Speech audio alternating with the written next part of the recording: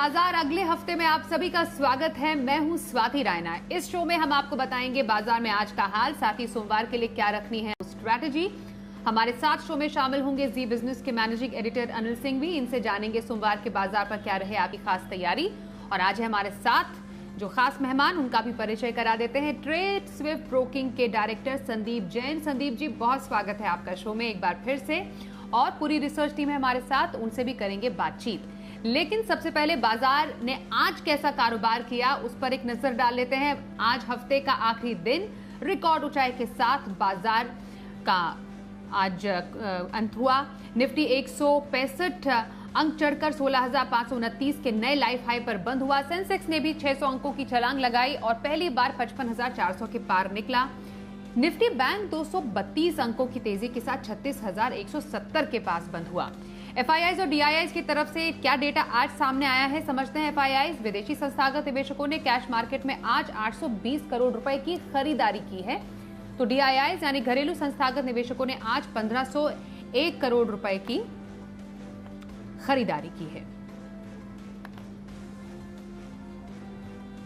और आइए editors take में समझते हैं कि बाजार की तूफानी तेजी का कारण क्या है। हफ्ते के आखिरी दिन भारतीय बाजारों ने दिखाया बेहद मजबूत दमखम के साथ ट्रेडिंग सेशन। जी हां, आज फिर से बने रिकॉर्ड। कल की रिकॉर्ड बनने के बाद भारतीय बाजारों ने आज फिर से शांत शुरुआत करने के संकेत दिए, लेकिन शांत शुरुआत के तुरंत बाद ही बाजार ने दिखा जाए कि आज फिर से कुछ तूफानी करने के मूड में। और तूफानी भी ऐसा कि न सिर्फ निफ्टी ने 16,400 के लेवल को पहली बार पार किया, धीमे धीमे मजबूती बढ़ाते बढ़ाते दिन के अंत तक 16,500 को पार किया।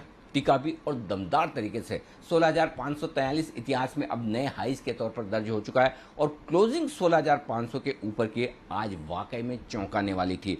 तो बड़ा दमदार एक्शन, लगातार दूसरे दिन बेहतरीन तेजी। सेंसेक्स भी पीछे नहीं था, 55,500 के बेहद करीब पहुंचता हुआ दिखा। 55,400 के ऊपर की क्लोजिंग शानदार कही जाएगी और बहुत ही बेहतरीन खरीदारी वहां पर भी होती दिखी। बैंक निफ्टी भी हालांकि रिकॉर्ड तो नहीं बना पाया, अभी काफी दूर है, लेकिन 36,000 के ऊपर आज फिर से बंद होने में बैंक निफ्टी कामयाब रहा। एक ही समस्या थी, इनफैक्ट दो।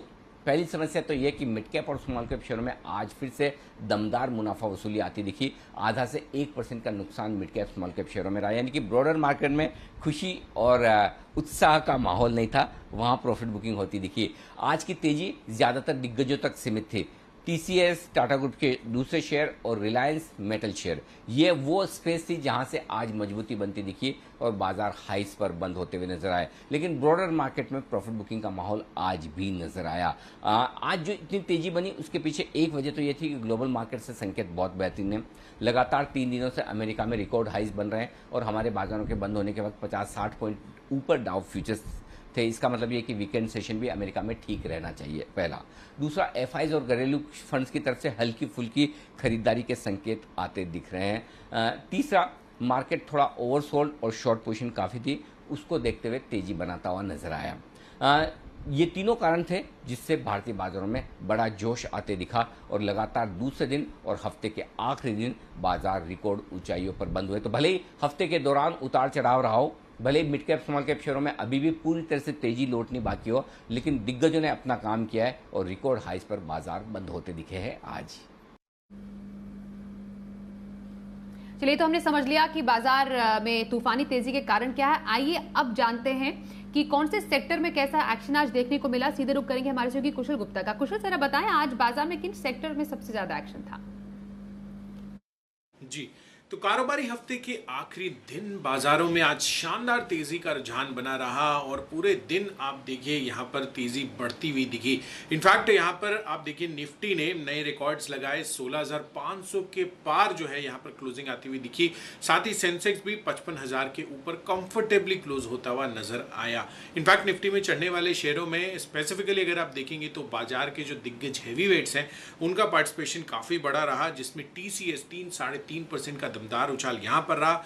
इसके अलावा टाटा कंज्यूमर प्रोडक्ट्स यहाँ पर भी 4 से 5% की तेजी थी, 800 के पार जाता हुआ दिखा ये स्टॉक भी। L&T दिग्गज काउंटर ये भी था, यहाँ पर भी 2-2.5% तक की तेजी हमें देखने को मिली आज के सत्र में। और HCL टेक TCS के साथ साथ अच्छा तेजी का रुझान यहाँ पर भी बना। गिरने वाले शेयरों में आइशर मोटर्स आप देखिए नतीजों के बाद लगातार यहाँ पर गिरावट आती हुई दिखी है हमें। कल भी गिरावट था और आज भी 2-2.5% की गिरावट के साथ ये एक निफ्टी का टॉप लूजर बनकर निकल कर आया। साथ ही फार्मा स्पेस से डॉक्टर रेड्डीज और सिप्ला पर दबाव आज के दिन में भी बना।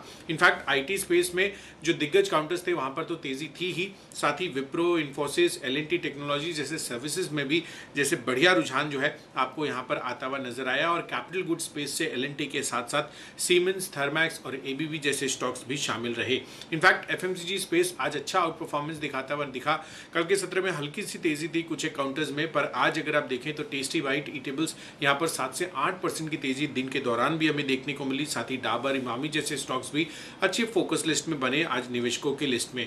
इनफैक्ट अगर आप मेटल स्पेस की भी बात करेंगे तो यहाँ पर सेकेंड हाफ में स्पेसिफिकली काफी अच्छी तेजी बनती हुई दिखी, जिसमें टाटा स्टील, जिंदल स्टेनलेस जैसे स्टॉक्स जो हैं लीड करते हुए नजर आए। और रियल्टी स्पेस आज दबाव में बना, जिसमें प्रेस्टीज स्टेट टॉप लूजर निकला, 4-4.5% की गिरावट थी। साथ ही गोदरेज प्रॉपर्टी जैसे शेयरों पर भी दबाव बना। अंत में जी के हिट कॉल्स की बात करेंगे तो टाटा कंज्यूमर शुभम जी ने आपको रेकमेंड किया था। साथ ही सुप्रजीत इंजीनियरिंग, जिस तरह से आज सुबह पीएम मोदी ने स्क्रैपेज पॉलिसी का ऐलान किया उसमें काफ़ी ज़्यादा फोकस बना। सेठी साहब ने आपको इसको आइडेंटिफाई करके बताया। तो डेफिनेटली जिस तरह से मूड माहौल था आज बाजार का, अक्रॉस ब्रेड जो है आपको अच्छी तेज़ी देखने को मिली। हालांकि फार्मा स्पेस जो है वो इस हफ्ते पूरे हफ्ते अंडर परफॉर्म करता हुआ नजर आया। अब देखना यह होगा कि अगले हफ्ते कौन से सेक्टर्स आउट परफॉर्म करते हैं और किनका अगेन अंडर परफॉर्मेंस जारी रहता है। संदीप जी, बाजार के लिए एक और शानदार शुक्रवार, अब रिकॉर्ड ऊंचाई पर बाजार, तो अब स्ट्रैटेजी क्या रखी जाए ऐसी तूफानी तेजी में? और साथ ही हमेशा की तरह सोमवार के लिए इंट्राडे पिक और हफ्ते भर का नजरिया कहां पर रखने की सलाह देंगे? बिल्कुल बिल्कुल, अलीन जी ने बेहतरीन समझाई दिया किस तरीके से हेवी वेट्स ने आज मार्केट को सपोर्ट किया और 16,500 के ऊपर इतनी डिसाइसिवली मार्केट बंद हुआ है तो कॉन्फिडेंस तो जबरदस्त है कि आगे भी तेजी बनी रहेगी। और निफ्टी बैंक जो कि वैसे अंडर परफॉर्म कर रहा था आज वो भी कैचअप करने की कोशिश किया है। FIIs जो अपना नेगेटिव रुख बनाए हुए थे पिछले कुछ महीनों से, अब यहाँ पे पॉजिटिव रुख दिखने लगा है तो उसकी वजह से भी तेजी बनी हुई। और जनरली वो लोग मिड कैप्स की वजह लार्ज कैप्स में ज्यादा इन्वेस्टेड रहते हैं तो इसलिए लार्ज कैप्स में ज्यादा तेजी दिख रही है। और mid cap, small cap certainly आज थोड़े करेक्शन मोड में थे, ब्रॉड बेस्ड एक रैली नहीं कहेंगे आज। So overall IT, FMCG, metals ये सब अच्छा लगते हैं। और IT में तो पिछले वीक जो हमने TCS दिया था वो बहुत जबरदस्त चला और आज तो बहुत one of the top gainers में था, 3480। पिछले हफ्ते हमने 3309 में यहीं पे इंट्राडे पिक के तौर पे दिया था। हालांकि इंट्राडे में वो 3337 गया था, बट ओवरऑल मैं वीक की बता रहा हूँ। सो नाउ मैं जैसा कि बता रहा हूँ कि FMCG स्टॉक्स अच्छा करेंगे आगे आने वाले दिनों में, तो हिंदुस्तान यूनिलीवर मेरा इंट्राडे FNO पिक के तौर पे मैं दूंगा। 2405 की क्लोजिंग प्राइस थी, 2430, 2450 दो टारगेट और 2380 का स्टॉप लॉस। और दूसरा में अगेन एक जबरदस्त क्वालिटी कंपनी है ABB, मैं इंट्राडे कैश मार्केट पिक के तौर पे लाया हूं और 1747 पे बंद हुआ है, 1830 का टारगेट लगाएं और 1710 का स्टॉप लॉस। और जो पोजिशनल पिक के तौर पे पिक है वो है ITD सीमेंटेशन, जो कि एक अच्छा खासा एक करेक्शन भी देखने को मिला है। और अब जिस तरीके से 2-3 दिन जो मार्केट मची थी मिड कैप स्मॉल कैप में, उसके बाद हर स्टॉक्स में थोड़ा माहौल बना हुआ है और ये एक इंफ्रा की एक बेहतरीन उम्दा MNC कंपनी है। तो मुझे लगता है कि स्टॉक में यहाँ पे ले 85 के लेवल्स, 95 का टारगेट, 80 का स्टॉप लॉस।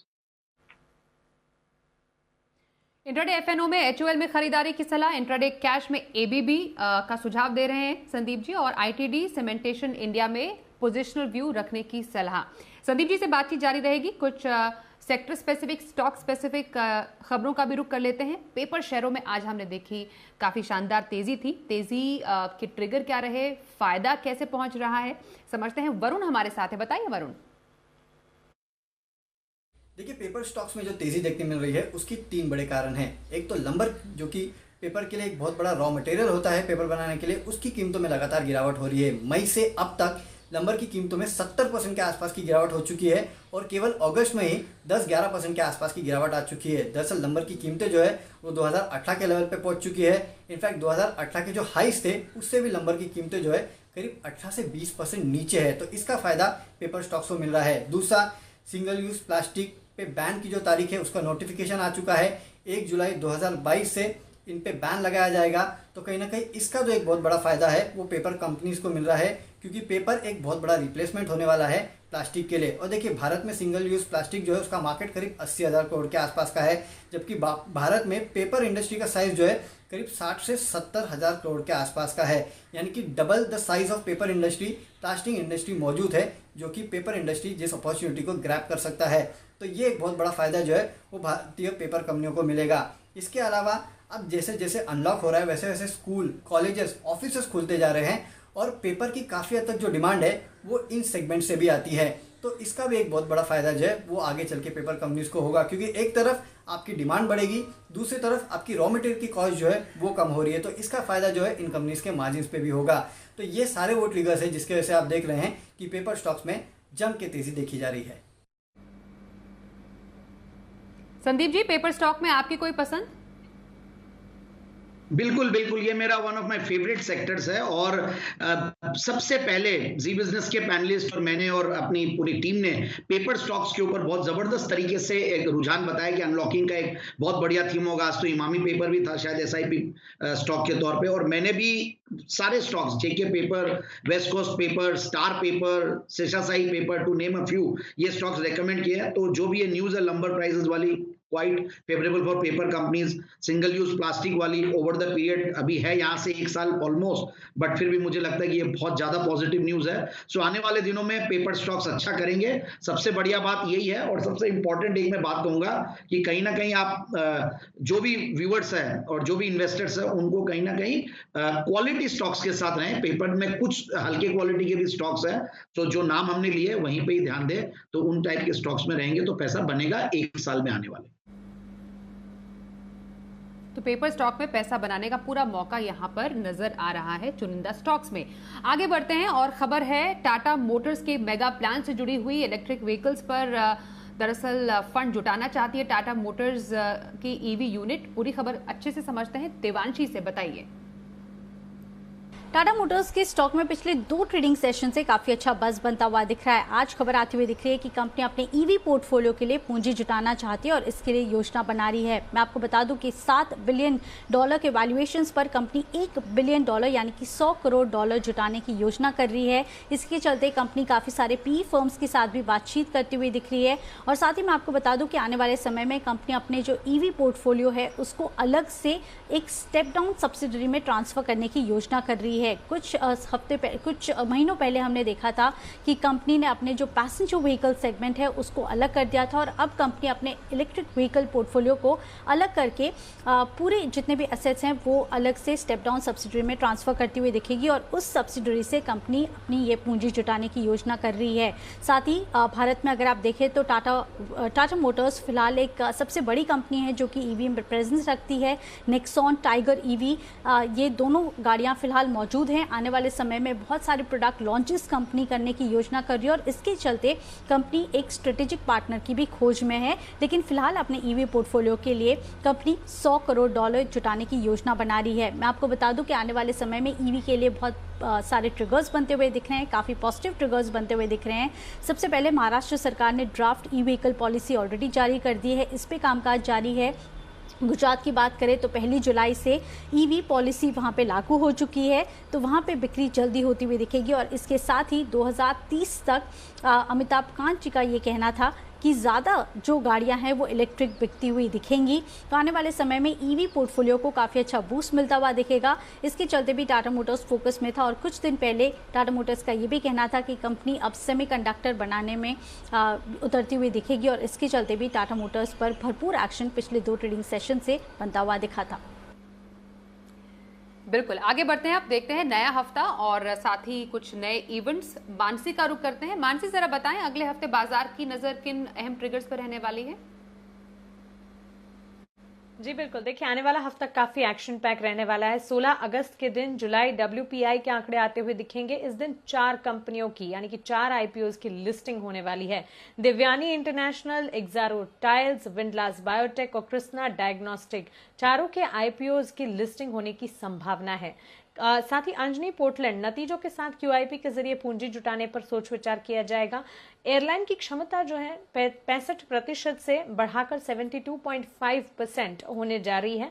सोमवार के लिए तमाम इंपॉर्टेंट ट्रिगर्स हैं। अब 17 अगस्त के दिन RINL के स्ट्रैटेजिक सेल के लिए बिड करने की आखिरी तारीख हो गई है। महाराष्ट्र में 17 अगस्त से स्कूल खोलने की इजाजत दी गई है। दरअसल ग्रामीण क्षेत्रों में कक्षा 5वीं से 8वीं तक के स्कूल खुले रहेंगे और शहरी क्षेत्रों में कक्षा 8वीं से 12वीं तक के स्कूल खुले रहेंगे। तो 17 अगस्त से स्कूल खुलते हुए महाराष्ट्र में दिखेंगे। 19 अगस्त के दिन मुहर्रम के चलते भारतीय बाजार जो बंद है, तो 19 अगस्त को भारतीय बाजार की छुट्टी होगी। तो ये तमाम ट्रिगर्स हैं 16 से लेकर 19 अगस्त तक, जो कि अगले हफ्ते के लिए काफी इंपॉर्टेंट है। अगले हफ्ते खासतौर पर सोमवार को बाजार के लिए क्या रहे आपकी खास तैयारी और बाजार के लिए अहम संकेत, समझते हैं अनिल जी से। जहां तक सोमवार के बाजारों का सवाल है, शुरुआत करने के लिए तो संकेत डेफिनेटली हम अमेरिकी बाजारों से लेंगे, जहां भारतीय बाजारों के बंद होने के वक्त डाउ फ्यूचर्स 60 अंक मजबूत थे। 3 दिनों से अमेरिका रिकॉर्ड बना रहा है। देखते हैं आज रात प्रॉफिट बुकिंग होती है या फिर अमेरिका में मजबूती लगातार चौथे दिन तेजी का चौका लगता है। यह इंटरेस्टिंग होगा देखना। और सोमवार सुबह डाउ फ्यूचर्स। लेकिन हमारे अपने संकेतों पर देखें तो कुछ अच्छे और कुछ कमजोर। अच्छे क्या है? अच्छे संकेत ये हैं कि FIs की तरफ से खरीदारी लौटती हुई दिख रही है, बिकवाली कम होती हुई दिख रही है। और उम्मीद करें आज जिस तरह की तेजी बनी है, आज भी कुछ बढ़िया तेजी की पोजीशन FIs की तरफ से, घरेलू फंड्स की तरफ से बनी होंगी और वो बाजारों को जोश देती हुई दिख रही है। पहला। दूसरा, लाइफ टाइम हाई पर बंद होना अपने आप में एक मजबूती का संकेत है। तीसरा, काफी कुछ शॉर्ट्स जो बने थे वो कवर होते दिखे, लेकिन इनके साथ ही एक दो संकेत ऐसे हैं जो थोड़े से बाजार में सावधानी के बनते हुए दिख रहे हैं। और वो ये कि पुट कॉल रेशियो थोड़ा ओवरबॉट होने के संकेत दे रहा है, तो ऊपरी स्तरों पर आपको हल्का सावधान रहना होगा। दूसरा, ब्रॉडर मार्केट में तेजी कम बनती दिख रही है, तेजी दिग्गजों में ज्यादा है, ब्रॉडर मार्केट में नहीं, वो दूसरा संकेत है। लेकिन इसके साथ ही एक इंटरेस्टिंग संकेत ये, निफ्टी और बैंक निफ्टी पर प्रीमियम लगभग गायब हो चुकी है। निफ्टी तो भारी भरकम डिस्काउंट पर फ्यूचर्स ट्रेड कर रहे हैं और बैंक निफ्टी भी प्रीमियम नहीं के बराबर बची है। इसका मतलब ये कि लोग शॉर्ट्स भी हैं और वो शॉर्ट कवरिंग का सहारा आपको लोअर लेवल पर मिलेगा। सोमवार के लिए 16,350, 16,400 मजबूत सपोर्ट का काम करेगा और ऊपरी स्तरों पर 16,600, 16,700 की रेंज में जाने की कोशिश निफ्टी की होगी।